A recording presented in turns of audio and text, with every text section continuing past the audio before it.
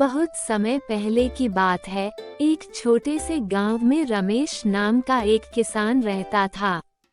वह बहुत ही लालची और चालाक व्यक्ति था। वह हमेशा अपने फायदे के बारे में सोचता और दूसरों को धोखा देकर अपना भला करने की कोशिश करता था। गांव में उसके बारे में सब जानते थे कि वह किसी की मदद नहीं करता और सिर्फ अपने स्वार्थ के लिए ही जीता है। रमेश के पास खेती के लिए बहुत सारी जमीन थी, लेकिन वह मजदूरों को बहुत कम पैसा देता और उनसे ज्यादा काम करवाता। गांव में कई गरीब किसान थे जो उसकी जमीन पर मजदूरी करते थे। रमेश ने अपनी फसल उगाने के लिए अच्छा बीज और खाद तो खरीदा, लेकिन वह अपने मजदूरों को सही से खाना तक नहीं देता था। वह सिर्फ अपने फायदे की सोचता और दूसरों का हक छीन लेता।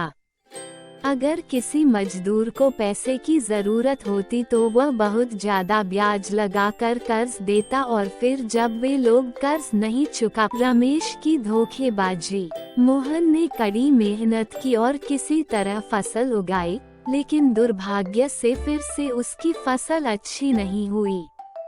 जब वह रमेश के पास गया और उसे थोड़ा और समय देने की विनती की, तो रमेश ने उसकी एक भी नहीं सुनी। उसने मोहन की जमीन पर कब्जा कर लिया और उसे और उसके परिवार को वहां से निकाल दिया। गांव के लोग ये देखकर बहुत दुखी हुए, लेकिन रमेश की ताकत के आगे कोई कुछ नहीं कर सकता था। भगवान का न्याय। समय बीतता गया और रमेश और भी अमीर होता गया, लेकिन उसके लालच ने उसे अंधा बना दिया था। एक दिन उसने सोचा कि उसकी फसल की पैदावार और ज्यादा बढ़े, इसलिए उसने अपनी जमीन पर बहुत ज्यादा रासायनिक खाद और कीटनाशक डाल दिए। शुरुआत में फसल बहुत अच्छी हुई, लेकिन अगले साल उसकी जमीन बंजर होने लगी। मिट्टी खराब हो गई और उसमें कुछ भी उगना मुश्किल हो गया। रमेश बहुत परेशान हो गया, क्योंकि अब उसकी सारी मेहनत बेकार जा रही थी। रमेश का बुरा समय शुरू।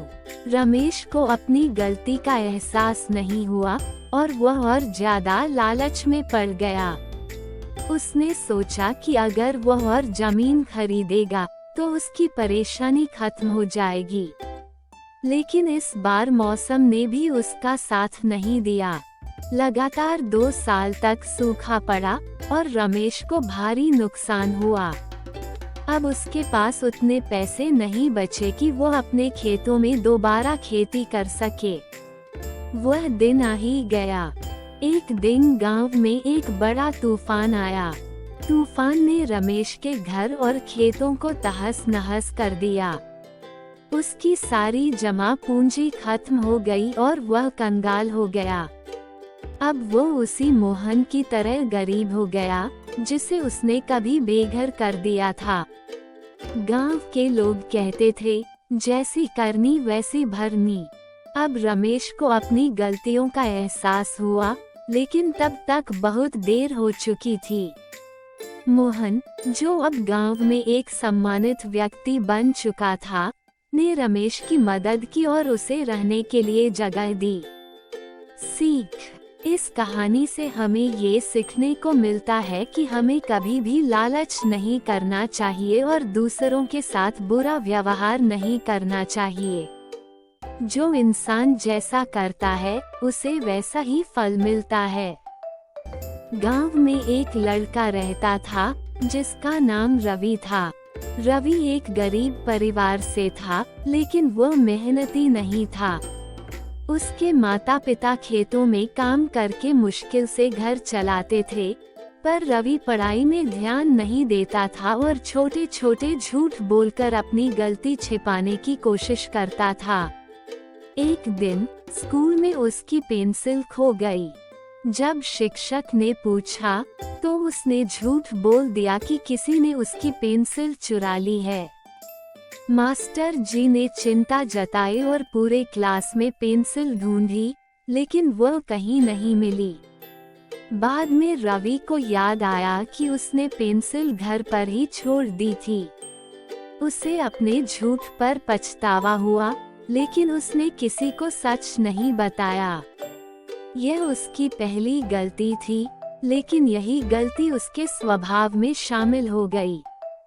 भाग 2, बुरी संगति और चोरी की शुरुआत। समय बीतता गया, रवि बड़ा होने लगा और गांव के कुछ बिगड़े हुए लड़कों की संगति में आ गया। वे लोग छोटी छोटी चोरी किया करते थे। पहले तो रवि को डर लगा, लेकिन धीरे धीरे वह भी उनकी तरह सोचने लगा। एक दिन गांव की दुकान में मिठाइयाँ रखी थीं। उसके दोस्तों ने उसे मिठाई चुराने के लिए उकसाया। पहले तो उसने मना किया, लेकिन जब दोस्तों ने कहा कि यह सिर्फ मजाक है और कोई पकड़ नहीं पाएगा, तो उसने डरते डरते एक लड्डू उठा लिया। दुकानदार को शक हो गया और उसने रवि को पकड़ लिया, लेकिन रवि ने फिर झूठ बोल दिया। मैंने कुछ नहीं लिया, ये मिठाई तो मुझे सड़क पर मिली थी। दुकानदार को लालच बढ़ता गया। रवि का लालच बढ़ने लगा। वह छोटी मोटी चोरियां करने लगा। अब वह दुकानों से सामान चुराने के साथ साथ लोगों से पैसे भी ठगने लगा। अगर कोई उसे रंगे हाथों पकड़ता, तो वह झूठ बोलकर बचने की कोशिश करता। धीरे धीरे गांव के लोगों को रवि पर शक होने लगा। वे उससे दूर रहने लगे। उसके माता पिता भी उसकी हरकतों से परेशान रहने लगे, लेकिन रवि को कोई फर्क नहीं पड़ता था। बड़ी चोरी और बुरा नतीजा। एक दिन रवि के दोस्तों ने गांव के सबसे अमीर किसान के घर चोरी करने की योजना बनाई। उनके पास पहले से ही एक योजना थी। अगर पकड़ भी गए तो कह देंगे कि हम रास्ता भूलकर अंदर आ गए थे। रवि को ये सुनकर डर तो लगा, लेकिन लालच के कारण वह भी उनके साथ चला गया। रात के अंधेरे में वे सब किसान के घर में घुस गए और पैसे चुराने लगे। लेकिन तभी किसान जाग गया और उसने शोर मचा दिया। गांव के लोग इकट्ठा हो गए। रवि और उसके दोस्त भागने। सच्चाई सामने आई। गांव वालों ने पुलिस को बुला लिया। पुलिस ने जब रवि और उसके दोस्तों से पूछताछ की, तो शुरुआत में वे झूठ बोलते रहे। लेकिन जब पुलिस ने सबूत दिखाए, छूटे हुए पैरों के निशान, चोरी किए गए सामान, तो वे झूठ से बच नहीं सके। अब रवि को एहसास हुआ कि उसका बुरा कर्म उसे कितनी बड़ी मुसीबत में डाल चुका था। लेकिन अब पछताने का कोई फायदा नहीं था।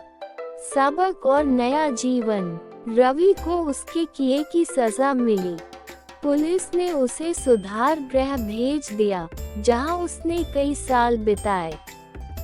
वहां उसे पढ़ाई और मेहनत का महत्व समझ आया। जब वह वापस गांव लौटा, तो उसका दिल बदल चुका था। उसने अपने माता पिता से माफी मांगी और ईमानदारी से जीने की कसम खाई। अब वह मेहनत करने लगा और गांव के बच्चों को भी अच्छे रास्ते पर चलने की सीख देने लगा। शिक्षा। बुरा काम करने से अंत में बुरा नतीजा ही मिलता है। झूठ और चोरी से किसी को भी स्थायी सफलता नहीं मिलती। ईमानदारी और मेहनत ही सच्चे सुख का आधार है।